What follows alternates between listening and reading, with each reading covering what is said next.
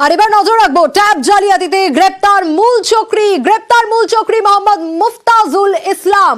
নেপাল সীমান্তে লুকিয়ে ছিল এই মুফতাজুল ওরফে জুয়েল। উত্তর দিনাজপুরের ইসলামের বাসিন্দা জুয়েল মাঝিয়ালি হাই স্কুলের শিক্ষক মুফতাজুল ওরফে জুয়েল, যে খবরে আমরা নজর রেখেছি ইতিমধ্যেই ট্যাব জালিয়াতি। আর সেই ট্যাব জালিয়াতির ঘটনা একের পর এক সামনে এসেছে এবং একের পর এক ট্যাব জালিয়াতির ঘটনায় একের পর এক তথ্য পুলিশের হাতে উঠে এসেছে। এবার এই ট্যাব জালিয়াতির যে মূল চক্রী, সেই মূল চক্রী এবার পুলিশের জালে। গ্রেপ্তার করা গিয়েছে মূল চক্রী মোহাম্মদ মুফতাজুল ইসলামকে। এবং কোথায় লুকিয়েছিল এই মুফতাজুল ইসলাম? নানা প্রশ্ন উঠে আসছে, কারণ এই ট্যাব জালিয়াতিতে একের পর এক তথ্য পুলিশের সামনে এসেছে, একের পর এক গ্রেপ্তারি সামনে এসেছে। কিন্তু এই ট্যাব জালিয়াতির মূল চক্রী কে? কে এই প্ল্যানগুলো তৈরি করত? কার দ্বারা বা কাদের দ্বারা এই প্ল্যান তৈরি হতো?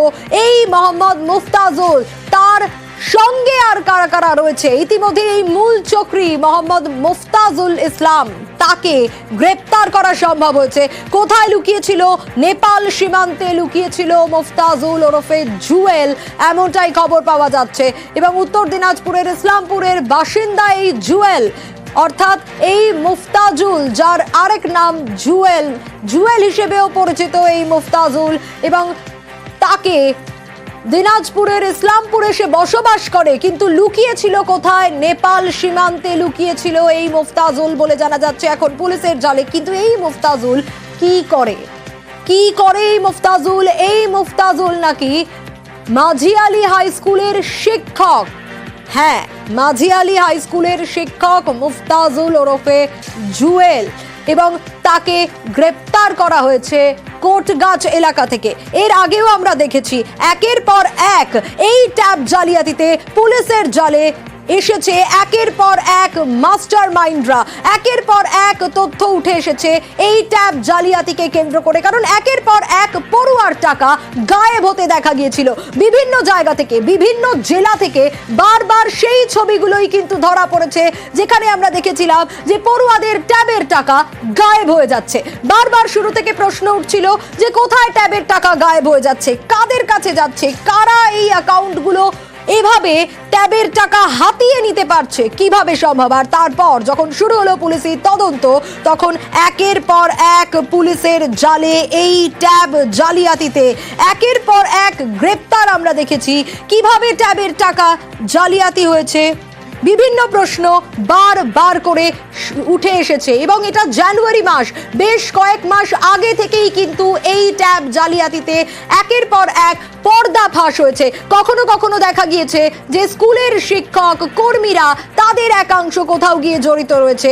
এবং বিভিন্নভাবে বারবার আমরা দেখেছি যে এই জালিয়াতরা পুলিশের জালে এসেছে, জেলায় জেলায় পর্দা ফাঁস হয়েছে। আর তদন্তে একের পর এক চাঞ্চল্যকর তথ্য উঠে এসেছে।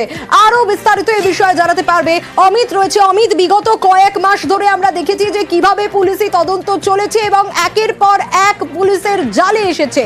এবার মূল চক্রী যে এই জুয়েল, কিভাবে কাজ করতো সে, তার আন্ডারে কারা কারা ছিল, বা এই জুয়েলের ওপরেও কি আরো কেউ রয়েছে, কি জানা যাচ্ছে? মোহাম্মদ মুফতাজুল ইসলাম ওরফে জুয়েল, যাকে চোপড়া এলাকা থেকে গ্রেপ্তার করা হয়েছে এবং ঘন্টাখানেক আগেই থেকে গ্রেপ্তার করা হয় ইসলামপুর পুলিশ জেলা ও ইসলামপুর পুলিশ জেলা তত্ত্বাবধানে থাকা সাইবার পিএসএ যৌথ অভিযানে। এবং 11ই নভেম্বর 2024 সালে সাইবার পিএসএ যে মামলা হয়েছিল ট্যাব জালিয়াতি নিয়ে, এই মামলার মূল অভিযুক্ত এই জুয়েল ওরফে মোহাম্মদ মুফতাজুল ইসলাম। এবং এর আগে আমরা দেখেছি পূর্ব বর্ধমান, পশ্চিম মেদিনীপুর, মালদা বা কলকাতা পুলিশে যারা গ্রেপ্তার হয়েছিলেন, তাদের জিজ্ঞাসাবাদ করে বা তাদের জেরা করে বারবার এই মুফতাজুল ইসলাম বা জুয়েলের নাম পাচ্ছিলেন তদন্তকারী আধিকারিকরা। সিআইডি তরফে তদন্ত করা হচ্ছিল এবং সিআইডি সূত্র বা রাজ্য পুলিশ সূত্রে যেটা জানা যাচ্ছে যে নভেম্বর মাসের পর থেকে বেশ কিছুদিন নেপাল সীমান্তে গা ঢাকা দিয়েছিলেন এবং ইসলামপুরের একটি হাই স্কুলের টিচার ইনচার্জ ভারপ্রাপ্ত প্রধান শিক্ষকের দায়িত্ব পালন করছেন। প্রশ্নটা আসবে, কারণ পুলিশের জালে অনেকেই রয়েছে, পুলিশের কাছে একের পর এক চাঞ্চল্যকর তথ্য এসছে এই ট্যাব জালিয়াতিকে কেন্দ্র করে।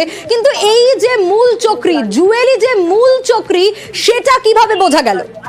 সেটা বোঝা গেল, কারণ এই মামলাতে বা এই ট্যাব জালিয়াতি কাণ্ডে ইতিমধ্যেই পূর্ব বর্ধমান, পশ্চিম মেদিনীপুর, মালদা এবং কলকাতা পুলিশের যাদের গ্রেপ্তার করা হয়েছিল, আমরা দেখেছিলাম প্রায় কলকাতা পুলিশ এবং রাজ্য পুলিশ মিলিয়ে প্রায় 20 বেশি গ্রেপ্তারি ছিল।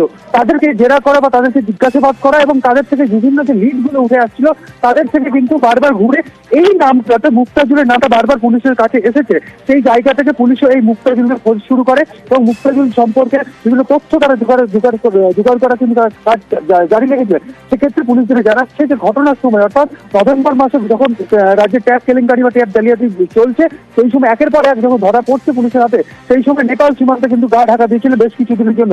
তারপরে আবার সে চোপড়া এলাকায় ফিরে আসেন। তারা উনি একটি স্কুলের টিচার এবং বর্তমানে যে স্কুলের তিনি টিচার সেখানকার প্রধান শিক্ষক ছুটিতে থাকার কারণে তিনি ভারপ্রাপ্ত টিচার ইনচার্জের দায়িত্বে তিনি রয়েছেন।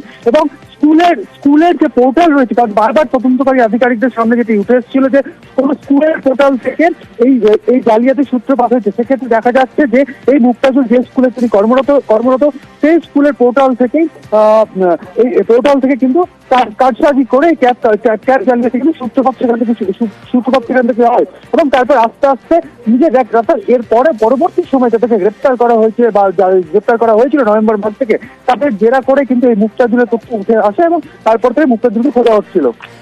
মাঝিয়ালি স্কুলের ভারপ্রাপ্ত টিচার ইনচার্জ এই জুয়েল, একটু জানতে চাইবো আমি তারও একবার যে কতদিন ধরে তাহলে এই জুয়েল স্কুলে যান না?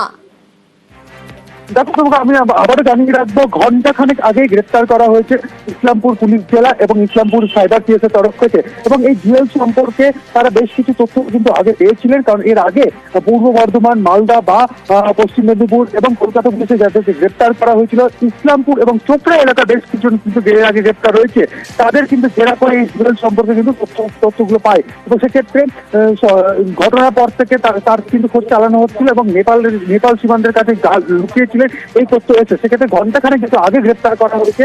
এবং এই স্কুল থেকেও এই জুয়েল সম্পর্কে তথ্য নেওয়া হবে সিআইডি বা রাজ্য পুলিশের তরফে, কারণ কতদিন তিনি স্কুলে ছিলেন না। কারণ সম্প্রতি জানা যাচ্ছে যে সেই স্কুলের হেড স্যার ছুটিতে, প্রধান শিক্ষক ছুটিতে থাকার কারণে তিনি এখন ভারপ্রাপ্ত টিচার ইনচার্জ। সেক্ষেত্রে মাঝে যে নভেম্বর মাসের পর থেকে তিনি যে গা ঢাকা দিয়েছিলেন, এই সময় পিরিয়ডটা কতদিন, অর্থাৎ নভেম্বরের পর থেকে কিন্তু আমাদের মধ্যশিক্ষা পর্ষদের বা মধ্যশিক্ষা পর্ষদের তত্ত্বাবধানে আন্ডারে যে সমস্ত স্কুল রয়েছে, অর্থাৎ মাধ্যমিক বা উচ্চ মাধ্যমিক যে স্কুলগুলি রয়েছে, সেখানে কিন্তু ক্লাস 8 পর্যন্ত ক্ষেত্রে কিন্তু আমরা দেখেছি যে নভেম্বর এন্ডে কিন্তু নভেম্বর শেষে পরীক্ষা শেষ হয়ে যায় এবং ডিসেম্বর মাসে ছুটি থাকে এবং জানুয়ারি থেকে আবার নতুন সেশন শুরু হয়। সেই জায়গাতে নভেম্বরে যেহেতু ট্যাব জালিয়াতি সামনে আসে, সেক্ষেত্রে তারপরেই কিন্তু সে গা ঢাকা দিয়েছিল, এই তথ্য উঠে আসছে।